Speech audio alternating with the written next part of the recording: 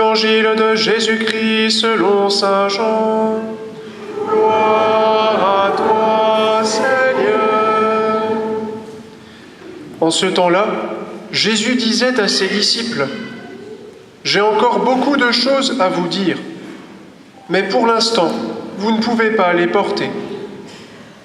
Quand il viendra, lui, l'Esprit de vérité, il vous conduira dans la vérité tout entière.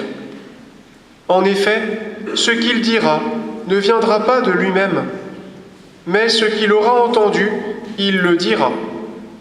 Et ce qui va venir, il vous le fera connaître.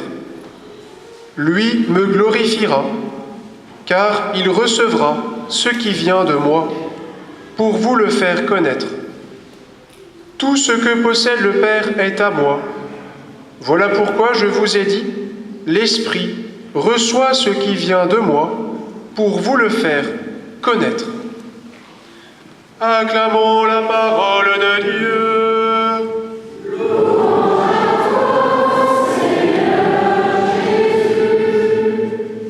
Nous pouvons nous asseoir.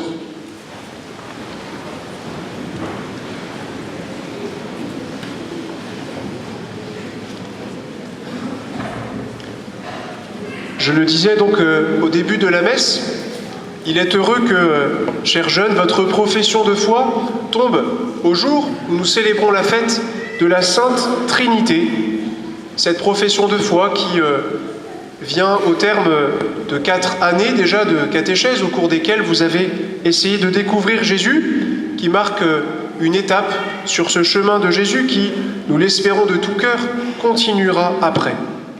Et donc pour bien vivre cette fête de la Sainte Trinité, pour bien célébrer votre profession de foi, arrêtons-nous simplement sur ce beau signe de la croix, puisque c'est bien votre foi en Dieu le Père, en Jésus le Fils et en son Esprit que vous allez professer tout à l'heure.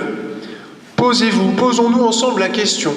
Quel sens et quelle attention portons-nous à ce geste, à cette belle prière du signe de la croix ? Pour ce faire, nous pourrons simplement nous arrêter au début de la messe, au moment de l'Évangile, et enfin pendant la liturgie de l'Eucharistie, pour voir le sens que ce signe de croix nous donne.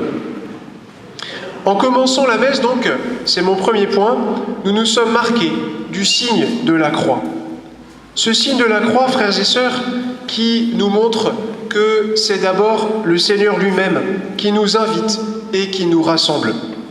Nous, chrétiens, nous ne sommes pas un club de bien-pensants, nous ne sommes pas une amicale, même si nous avons le droit de penser et même si nous avons le droit de vivre l'amitié. Mais nous sommes un peuple invité, convoqué par le Seigneur. Et ce signe de la croix que nous avons tracé sur nous au début de la messe, que vous, chers jeunes, avez tracé dans l'eau du baptême, rappelle et manifeste cela. Ce signe de la croix manifeste cette unité de notre Dieu. Nous croyons en un seul Dieu, nous faisons un seul signe de croix, et nous croyons en 3 personnes, le Père, le Fils et l'Esprit Saint. Et ce signe de croix, du début de la messe, manifeste également notre origine. Dans la première lecture, nous avons écouté, dans ce livre des Proverbes, ce récit de la création par notre Dieu. Et ce signe de la croix nous rappelle que nous ne sommes pas les auteurs de notre existence, mais que nous avons été créés par Dieu qui nous précède. Nous le voyons donc, ce signe de croix est très important pour nous chrétiens, très important pour notre foi. Deuxièmement, au moment de l'Évangile, nous avons marqué notre tête, notre bouche et notre cœur du signe de la croix. Nous avons marqué notre tête parce que nous sommes invités à demander à l'Esprit Saint, dont Jésus nous parle dans l'Évangile, de venir nous éclairer. Cet Esprit Saint que nous avons essayé de découvrir au cours de cette année, au cours de votre retraite, cet Esprit qui vient comme une lumière pour nous aider à toujours mieux connaître Dieu. C'est le sens même de la catéchèse, faire résonner la parole de Dieu.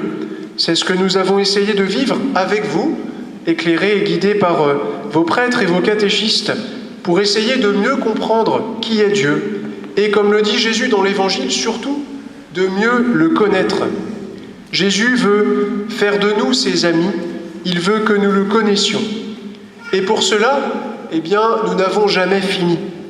Nous sommes invités à vivre, comme nous y invite saint Paul dans la deuxième lecture, nous sommes invités à la persévérance, à toujours chercher Dieu, que nous ayons 77 ans, que nous ayons moins de 7 ans ou plus de 77 ans, le chemin est toujours devant nous. Nous sommes donc invités à accueillir cette lumière de l'Esprit Saint dans notre tête pour mieux comprendre qui est Dieu. En accueillant l'Évangile, nous avons également marqué notre bouche du signe de la croix. Parce que cette parole de Dieu, nous croyons que pour nous chrétiens, c'est Jésus lui-même. Cette parole, à l'écoute de laquelle nous nous mettons, nous sommes invités à notre tour à l'annoncer. Dans les tubes de notre paroisse, nous avons « Que ma bouche chante ta louange ». Mais quelle est cette louange, sinon cette parole de Dieu que nous avons essayé de découvrir et que, je l'espère, nous continuerons de découvrir ensemble. Si nous accueillons Jésus comme notre parole vivante, à notre tour, nous sommes invités à le proclamer. Et en marquant notre bouche du signe de la croix, nous espérons, nous pouvons aujourd'hui oser demander au Seigneur que toutes nos paroles, finalement, ne soient que l'écho de celui qui est l'unique parole. Parce que nous savons bien, par nos paroles, nous pouvons construire ou au contraire détruire. Nous pouvons édifier ou au contraire tuer. Alors demandons à Jésus qu'il soit vraiment sa parole, que sa parole soit notre parole. Et puis enfin, en accueillant l'Évangile, nous avons marqué notre cœur du signe de la croix. Nous le savons, le cœur, c'est le lieu de la vie, c'est l'organe le plus important pour nous chrétiens. Blaise Pascal disait que le cœur, c'est le lieu de la foi. Et cela nous montre, chers jeunes, cela nous montre, frères et sœurs rassemblés, que Jésus ne veut pas simplement s'arrêter à notre tête, mais qu'il veut faire partie de nous. Jésus veut faire de nous sa demeure. Depuis le jour de notre baptême, le Dieu Père, Fils et Saint-Esprit habitent au plus profond d'entre nous. Et c'est ce que nous manifestons en accueillant l'Évangile, en nous signant la tête, la bouche et le cœur. Enfin, arrêtons-nous sur les 2 derniers signes de croix que nous posons au cours de la messe, dans la liturgie eucharistique et dans l'envoi. Au moment, tout à l'heure, où je demanderai à Jésus que son corps, que le pain et le vin deviennent son corps et son sang, je mettrai mes mains comme cela, c'est ce qu'on appelle l'épiclèse dans un langage un petit peu technique, et je marquerai les offrandes du signe de la croix. Cela manifeste et souligne que c'est d'abord Dieu qui agit, de même que nous ne sommes pas les propres auteurs de notre existence, de même, l'action de Dieu nous précède toujours. C'est ce que nous avons essayé de découvrir ensemble au cours de cette année, combien Dieu nous est proche, combien l'action de Dieu est à l'œuvre au milieu de nous, combien son esprit veut encore aujourd'hui venir agir en nous. Cette action de l'Esprit Saint nous montre combien c'est toujours Dieu qui a l'initiative première. Et puis enfin, il y aura ce geste de la bénédiction à la fin de la messe qui fait écho au signe de la croix du début de la messe. Cette bénédiction qui manifeste que notre Dieu, Père, Fils et Saint-Esprit, veut vraiment nous remplir de sa bonté, nous remplir de sa bienveillance, nous remplir de son amour.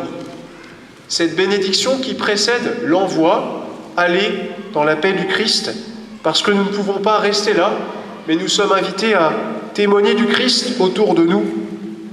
Cette bénédiction qui manifeste que, là encore, l'Esprit de Jésus nous précède. Comme nous le promet Jésus dans l'Évangile, c'est bien cet Esprit qui nous permettra de mieux le connaître. C'est bien cet Esprit qui nous attend dans nos maisons, dans notre ville, dans nos collèges, là où nous vivons, pour pouvoir annoncer le Seigneur. Cet Esprit nous précède, cet Esprit nous conduit. Et puis enfin, ce sera mes derniers mots, il y a toutes les croix que nous rencontrerons chez nous, à la croisée de nos routes, nous essayons au cours de cette année dans notre paroisse de mettre en valeur tous nos calvaires, toutes ces croix qui, pour nous chrétiens, rappellent cette présence permanente de notre Dieu qui nous aime. Et puis ces croix que nous avons chez nous, j'espère et je le souhaite, ce n'est jamais trop tard, que nous avons tous, dans notre chambre, dans notre maison, cette croix, une belle croix, qui rappelle cette présence de Dieu. Vous avez, vous les jeunes, au cours de vos années de caté, eu l'occasion de faire plusieurs belles croix, plus belles les unes que les autres. Cette croix qui nous rappelle que nous sommes invités toujours à marcher avec le Seigneur. Alors, chers jeunes, que cette profession de foi soit, comme je le disais tout à l'heure, une étape sur votre chemin vers Dieu. Vous avez 11, 12 ans à peu près, donc vous avez encore toute la vie devant vous, que vos parents, que vos parrains et marraines ici présents vous aident à vivre cette foi, que par toute votre existence vous cherchiez le Seigneur. Il y aura possibilité de faire de l'aumônerie, il y aura possibilité de continuer avec d'autres chrétiens, parce qu'un chrétien seul est un chrétien en danger. Pour nous tous ici rassemblés, jeunes, adultes, chrétiens réguliers ou peut-être moins habitués à la pratique chrétienne, choisissons aujourd'hui de faire du signe de croix notre plus belle prière. J'étais avec les jeunes de 3e du collège d'Ellefeuille, à la basilique de Montmartre, il y a un mois, et une religieuse leur disait, vous le voyez, le signe de croix, c'est la plus simple et peut-être la plus belle des prières.